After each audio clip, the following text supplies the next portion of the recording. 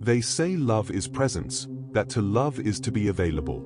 But what they don't tell you is that presence has a price. And you have been paying it.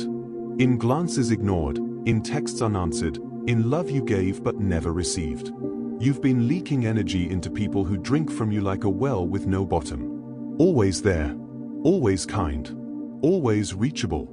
And in this desperate performance of devotion, you've become invisible. You are the candle that lights everyone else's path, and in doing so, you've forgotten how to see in the dark. There is a silent agony in being the one who always shows up. You become predictable. You become expected. You become background noise in someone else's story. The beautiful tragedy is this: what is always available ceases to be desired. In a world addicted to the chase, your constant presence kills their hunger. But absence, now that awakens their ghosts. Every time you say yes when your soul whispers no, you fracture. And these fractures are not visible on skin, but they bleed in silence, in sleepless nights, in anxious spirals, in that hollow exhaustion that no rest can cure. You give because it feels good to be needed. You stay because you're afraid of being forgotten. But what you don't see is this: every act of self-betrayal creates a psychic wound. To be emotionally available to everyone is to be spiritually absent from yourself. People think love is about being open all the time. But openness without discernment is a wound masquerading as virtue. You bleed out for others and call it generosity, but your body knows. Your breath shortens. Your back tightens. Your laughter fades. Energy is currency. And attention is power. To love wisely is to know where your energy goes. Who earns your silence? Who deserves your story? Who you let drink from your presence, and who you leave thirsting. Because not everyone who knocks should be let in. Not everyone who asks deserves access to the sacredness of you. What is rare is revered. It is the law of the jungle and the marketplace. The secret wine, the forbidden fruit, the gaze that looks once and never again. Scarcity sharpens the senses. It makes the ordinary sacred. But when you are always available, you become background. A song played too often loses its magic. A scent worn every day fades into the air. The paradox of love is cruel. The more you offer without pause, the less they notice you exist. You gave them your time, your body, your thoughts. You answered too quickly. You lingered too long. You watered their garden while yours turned to ash. They didn't lose interest because you weren't enough. They lost interest because you gave too much. We are not wired to cherish what we do not earn. And in your endless offering, you robbed them of the hunger that makes love sacred. You became a page already read. A book left open in the rain. They did not leave because you were too little. They left because you were always there. We live in a world where we can reach anyone at any time. But have you noticed? The closer we seem, the farther apart we feel.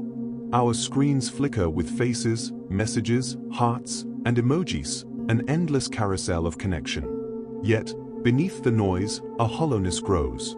These endless interactions mimic intimacy but lack its weight. They're like drinking salt water. The more you consume, the thirstier you become. You think you're loved because they liked your photo. You think you're remembered because they replied with a heart. But real love does not thrive in this shallow economy of constant validation. It is deeper, slower, quieter. It is the silence in which two souls can breathe without speaking. Constant exposure erodes value. When they can see you anytime, they stop truly seeing you. To step away from the screen is an act of rebellion. To withhold yourself, to not be a constant notification, is to return to mystery. Because only in absence can people feel your weight. Only in distance do they realize they miss you. There is a silence that terrifies most people. It's not the silence of an empty room, but the silence within. The one that echoes when no one is calling, when no message arrives, when your name is not on anyone's lips. This is where most run back to the noise, back to the scrolling, back to the pretending, because being alone feels like disappearing. But here's the secret. Only in your own absence can you be found. Solitude is not loneliness. It is the sacred womb of becoming. In it, the masks fall away. The personas you wore for others dissolve. The false self dies, and what remains is something raw, untamed, real. In solitude, you begin to remember what you truly like, what you truly want, what you truly feel. You begin to recognize your own face in the mirror without the need for anyone else to reflect it back to you. And when you know your worth in solitude, you'll never beg for it in company. This is the soil where true love grows, not love born from emptiness, but from overflow. Love is not found in proximity. It is born in polarity, in the sacred space between two sovereign souls. You were taught to break yourself open to prove love, to over-explain, to overstay, to offer all your inner rooms without being asked. But giving too much isn't generosity, it's fear wearing the mask of kindness. The fear of not being chosen. The fear of being alone with your own silence. But real love is not born from exposure, it's born from mystique. Boundaries are not walls. They are thresholds. They whisper, this far, and no further, unless you earn it. They protect your essence from being diluted. They teach others how to touch you without contaminating you. And detachment, detachment is not coldness. It is presence without possession. It is caring without craving. It is knowing you are whole, with or without their hand in yours. Let them wonder where you are. Let them miss your silence. Let them earn your closeness. For the one who truly sees you will not run from your boundaries. They will kneel before them, because they will recognize a temple when they see one. There are parts of you buried in people. A laugh you gave to someone who never valued it. A dream you silenced to make them comfortable. A rage you swallowed so you wouldn't be left behind. These fragments live in your shadow, the psychic graveyard of everything you exiled to be loved. Carl Jung said, until you make the unconscious conscious, it will direct your life and you will call it fate. And this is your fate. To keep loving people who take. To keep giving what you don't have. To keep losing yourself in mirrors that never reflect you back. But the path home begins in the dark. You must go into the silence. Into the pain. Into the corners of your soul you tried to paint over with smiles. You must face the you that you abandoned to survive. And piece by piece, call yourself back. Your anger is sacred. Your grief is holy.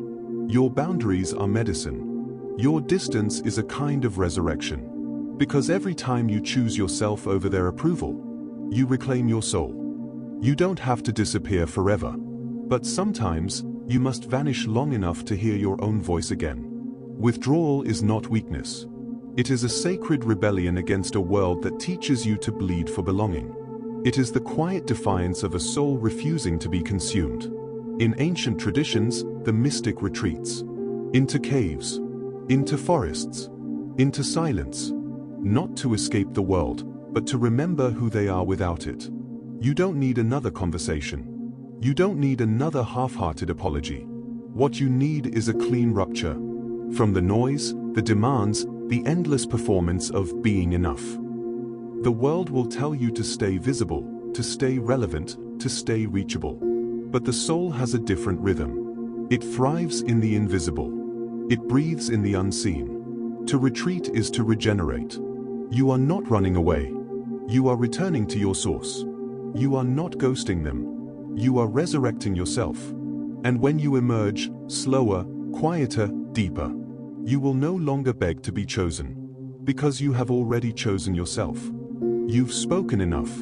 Explained yourself into exhaustion. Loved them out loud, until your voice cracked from trying to be understood. But the ones who truly value you, they don't need the noise. They feel you in the silence. Because silence is not emptiness. It is presence distilled. When you fall quiet, the world leans in. When you step back, the real ones step forward. When you become scarce, you become sacred. We confuse availability with love. But true respect is born in the tension between closeness and distance. Presence is more potent when it is not a constant flood, but a rare, quiet offering. What is always heard is ignored. What is rare becomes revered. Disappear for a while, and watch who still looks for you. Withhold your energy, and see who values your essence. Speak less, and see whose soul still hears your silence. You were not meant to be noise. You were meant to be a thunderstorm, felt before it arrives. and remembered long after it's gone. The world is loud. Louder than your breath. Louder than your intuition. Louder than the soft voice within you that once whispered truth. But there's a kind of death that gives birth. Not the death of the body, but the death of identity. When you disappear from the noise, from their expectations, their projections, their eyes, you begin to see again. You see that you were never meant to be consumed daily like content. You were never meant to be decoded like a status update. You are not here to be constantly understood. You are here to be sacred. You are here to be a mystery.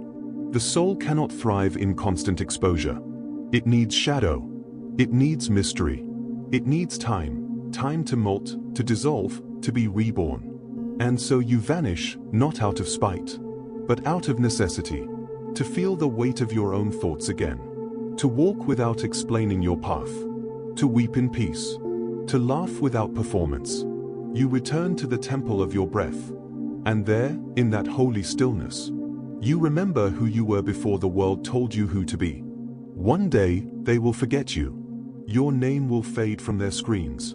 Your memory swallowed by the next distraction. Your warmth replaced by a colder, louder flame. And that is when you will truly be free. Because you did not come here to be remembered by everyone. You came to remember yourself. To walk the inner corridors of your soul and find the parts of you that never begged, never performed, never needed applause. The self that dances in silence. The self that burns quietly. The self that does not need to be seen to be real.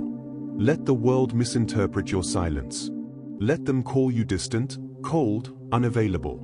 They do not know the discipline it takes to walk away. They do not know the sacred grief of choosing solitude over attention. They do not know the power of becoming nobody, and in doing so, becoming whole. When you choose yourself, you stop being a mirror for others, and become a flame for your own becoming. Disappear if you must, not to punish them, but to resurrect you. And if they never find you again, so be it. You are not here to be found.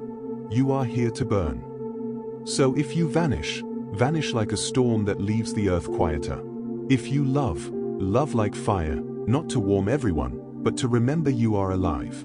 And if they forget you, let them. Because the soul is not here to be seen. It is here to become. Disappear when you must. Return only if it serves you. And if no one recognizes you when you do, then you have truly become free.